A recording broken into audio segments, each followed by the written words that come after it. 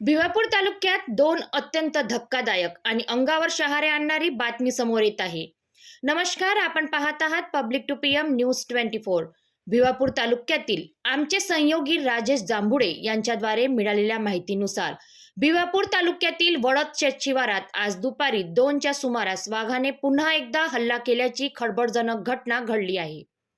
देवचरण विश्वनाथ मोहोळ यांचे बैल आणि जर्सी गाईचे गोरे शेतात चरत असताना दबा धरून बसलेल्या वाघाने गोऱ्याच्या मानेवर झडप घालून त्यांना गंभीर जखमी केले आहेत. वाघाच्या अचानक हल्ल्याने घाबरलेले इतर गाई बैल थेट गावाच्या दिशेने पडून गेले. वारंवार होत असलेल्या वाघाच्या हल्ल्यामुळे शेतकरी वर्ग चांगलाच दहशतीत सापडला असून तात्काळ उपाययोजना करण्याची मागणी जोर धरू लागली आहे. या घटनेनं गावकरी स्वतःला आवरत न शकले नाहीत की भिवापूर परिसरातून आणखी एक धक्कादायक घटना समोर आली आहे. गुरखा येथील प्रकाश विठ्ठल किचक यांच्यावर दबा धरून बसलेल्या अस्वलाने अचानक हल्ला केला. गाई म्हैस चारण्यासाठी जात असताना अस्वलाने हल्ला केल्यामुळे प्रकाश किचक गंभीर जखमी झाले. मात्र हिंमत न हारता त्यांनी दोन्ही हातांनी अस्वलाशी झुंज दिली आणि आरडाओरड केल्याने गावकरी घटनास्थळी धावून आले.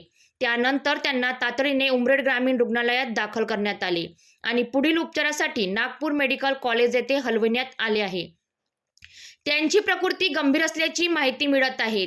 या घटनेची माहिती मिळताच उपसरपंच संजय ढोक झमकोली, पोलीस पाटील डहारकर उरकाडपार, वन परिक्षेत्र अधिकारी एसीएफ मनोज धनविजय, आमदार सुधीर पारवे घटनास्थळी पोहोचले.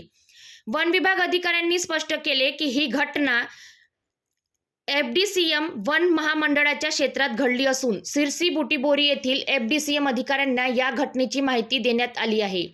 एकाच परिसरात वाघ आणि अस्वलाचे हल्ले वाढल्याने संपूर्ण शेतकरी वर्ग व गावकरी दहशतीत आहे. जनावरांचे नुकसान, मानवी जीवाला धोका आणि वन विभागाच्या उपाययोजनांवर प्रश्नचिन्ह निर्माण झाले आहे. आता प्रश्न असा आहे, वन विभाग तातडीने कोणती ठोस कार्यवाही करणार? शेतकऱ्यांच्या सुरक्षेची जबाबदारी कोण घेणार? वन्य प्राण्यांचा वाढता धोका आणि असुरक्षित शेतकरी हा गंभीर प्रश्न आहे. यावर प्रशासन काय निर्णय घेते हे पाहणं महत्त्वाचं होणार आहे. तर संपूर्ण अपडेटसाठी पाहत रहा पब्लिक टू पीएम न्यूज 24, जनतेचा आवाज थेट सत्तेपर्यंत.